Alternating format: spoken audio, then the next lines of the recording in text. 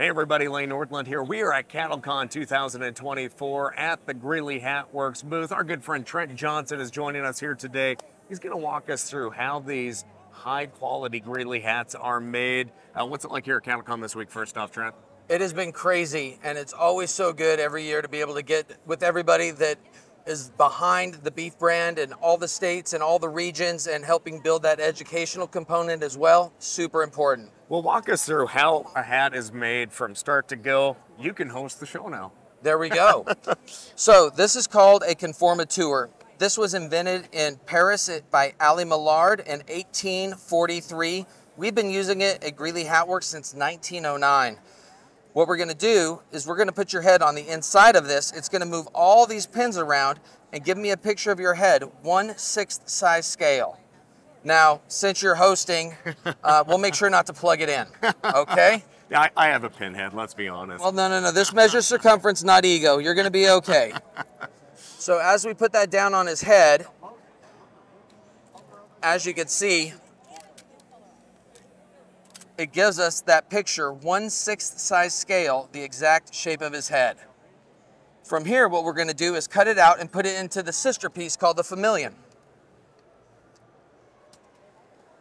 So once we trace and cut that out, this piece, the famillion, makes it life size. So the conformateur conforms to your head.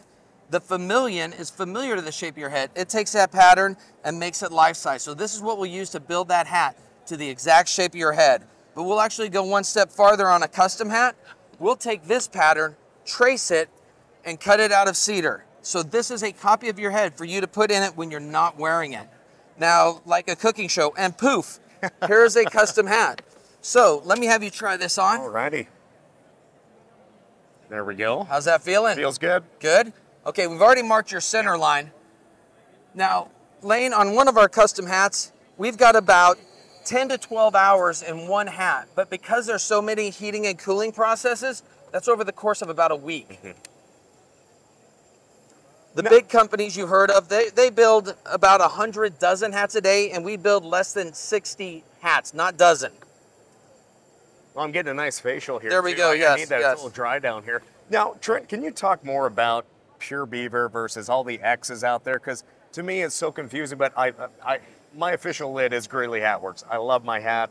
I'm glad I'm getting this one, but I think there's some miscommunication out there, and people say they have so many X's on their hats compared to just a pure beaver hat.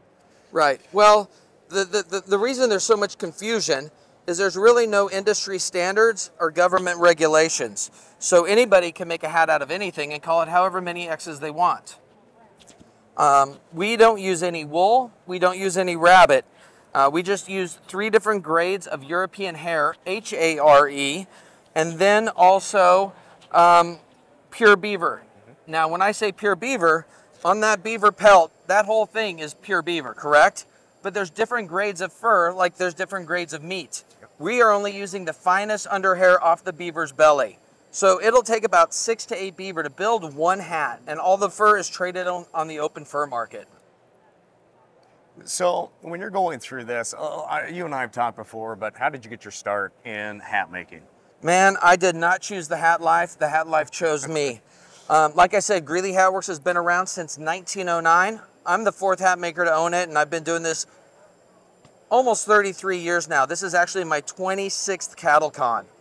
But when I started at Greeley Hat Works, it was actually in the barn on the ranch where I lived and worked. So I spent all my spare time hanging out in this hat shop. I mean, I've kind of had a thing for hats even as a kid.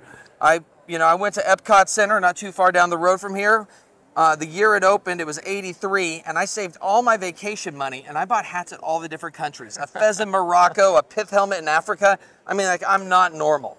And actually had the opportunity to purchase a store and get to do what I love every day. I mean, it's a job, yes, but it's really not work. I mean, look at all the great people we get to hang out with, right? Now, of course, my home state of Montana, that show Yellowstone really has sparked a lot of embrace of the Western lifestyle. I don't watch the show. I've watched one episode, and I'm not criticizing anyone does. It's just not my cup of tea. I'd rather watch Lonesome Dove. But how has that changed people's you know, their desire to be connected to the West, and how has that changed Greeley Hatworks in trying to help fill that need to be connected to rural America a little bit? Right, and that's what it, you know, especially right after COVID and everything. I actually started on Yellowstone in May of 2017. Taylor sent me the script for season 1, episode 1, and I read it like you'd read a book, and then I was on location for almost 2 weeks with all the main characters, hanging out every day. Yep. Breakfast, lunch, dinner, riding, cutting horses, everything, to learn how they would wear their hat. I don't care how good of an actor you are, yep, you're gonna grab the hat the way you grab the hat. So it was really eye-opening, and you know, it's done a lot of great things for the Western industry. Yep. You know, there was one week we had Fox 5 out of Manhattan, the Wall Street Journal, and all these other places doing interviews just in a matter of days. But really, it makes those people that I call them city-locked kind of remember back when. And they're not cowboys, and they're not going to be cowboys, but sometimes it's just a piece of that past that, I mean, I think your heart kind of knows you're missing it, but you didn't know you were missing it until you see things like that. Yep. Well, like I said, I don't watch your show, but I tell you what, my hat's off to your hats, because thank you. You know, us in the Western industry, we know a good hat. We know how to shape a hat, and all the hats are fitted to those characters pretty dang good. So, thank you. Tip of the hat to you, bud. I appreciate that. So we've been shaping this, and the advantage I had is I've actually made you another hat or two before. So this is a little bit of muscle memory with the Norgren crease. And so just measure up a few things, making sure we're getting it close. And we could even go a little closer on the, if you know, front? on the front, and then bring size up just a tad. You bet. Not a lot different, but. And that's the thing, everybody, there's no right way to wear a hat as much as there is a wrong way. Yep. And really, this hat is an extension of you. It's an extension of your personality, and of how you're going to use it, and your heritage. And so that's what makes it fun, is every one of these is different. Yep.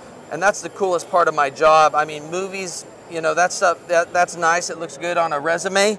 But, you know, you all are my people. This is what I do, is build quality hats for quality people that I know are going to use them. Yeah, you know, you've made hats for everybody. Who's the most famous, and who is the most interesting person you made a hat for? I just don't want him to take my hat back there. Right. So, you know, we've had the opportunity to do a lot of cool hats for a lot of cool people. Both President Bush's, Vladimir Putin, Amir of Kuwait, lots of movies, TV, you know, Pink, Lady Gaga, Aerosmith. But really, that's all fun and nice. I would say, as far as celebrity status wise, one of the ones, and I just built him his 8th hat last year, would be George W. Bush. I mean, just a genuinely good guy, really funny, quite a bit of humor going on. And you know, that's the kind of the fun part, is getting to know their personalities, whether it's in the White House or at their ranch, you know? That's what really makes it fun. All righty. All right. Let's take a look at that. Let's take a look at it. All right, fits good, looks good. He's going to get some fine tuning there. Gotta get a little fine tuning. All righty.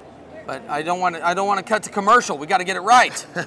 So you know what? There is another thing about cattlemen a lot of people don't realize, is they're normally very superstitious. Yeah. And sometimes broke. So first, I'm going to put the satin liner back into your hat.